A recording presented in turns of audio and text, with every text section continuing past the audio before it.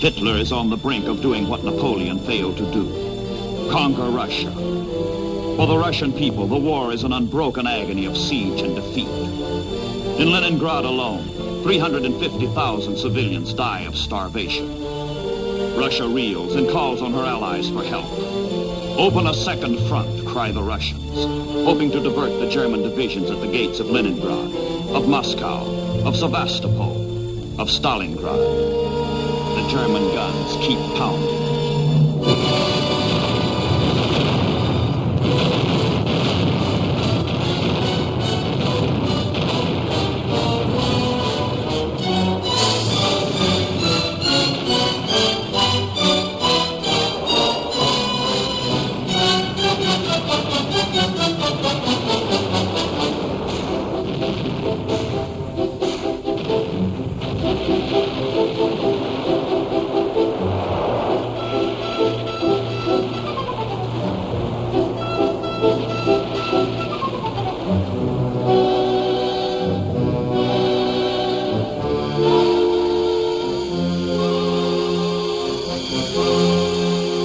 In Washington, the Russian appeal comes in a black hour. Everywhere there is victory for the Axis. Nowhere can the democracies do more than hold their own. Action, bold, decisive action, can no longer be delayed. Roosevelt and Churchill must strike. But where? How? The statesmen of democracy ponder the issues and decide.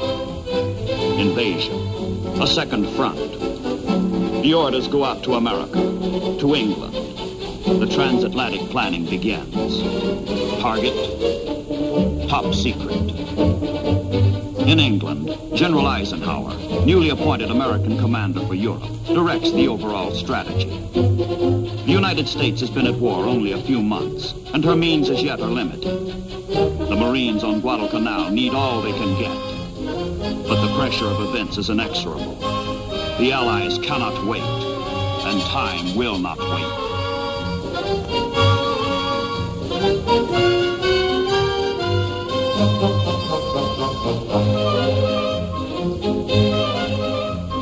In October, troops embark at English ports for the first joint Anglo-American offensive in World War II.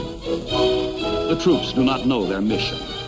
They do not know that they are one prong of a sweeping double thrust at the Axis in North Africa. The secret course is south, into the Mediterranean.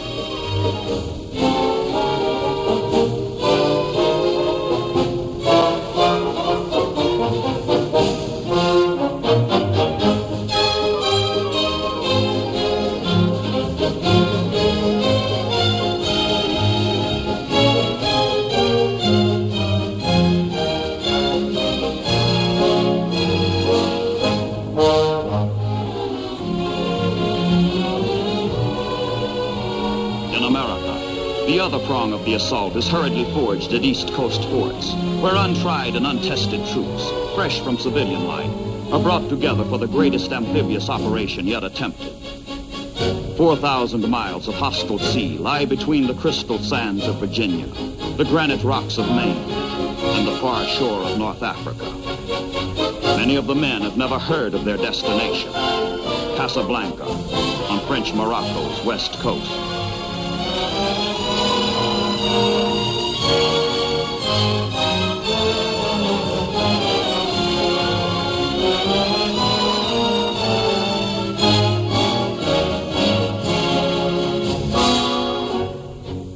Most of the troops have never been to sea before, and half the young sailors of the convoy are sailing the ocean for the first time. The Allies hope to trump some Axis tricks in a bold move which skeptics call premature. The chances of success are rated no better than 50-50.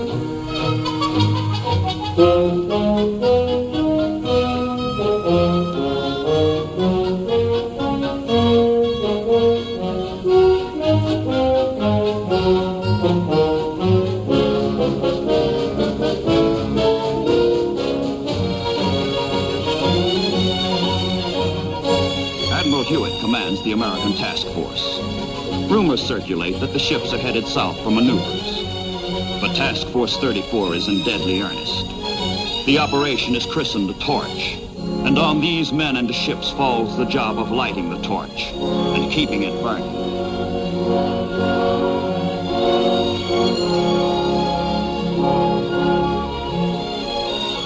From America, from England, 650 ships and the 2 convoys plod their precarious way, converging slowly on the whole northwest corner of Africa, moving jointly toward the target. Zigzagging past the submarine packs by day, steaming straight by night, the ships make the longest voyage ever ventured by an amphibious force. Get the soldiers across the vast and perilous sea safely. Land them on the barren and uncertain beaches safely. That is the sailor's job.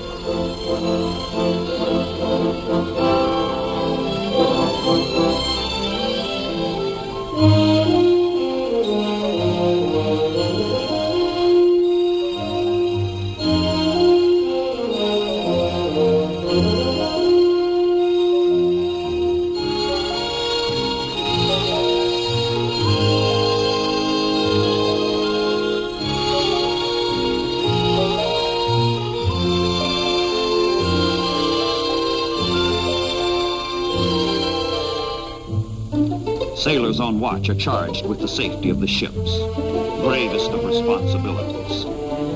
But in the transports, the troops have little to do except relax, fool around, wait, and try to forget what is ahead.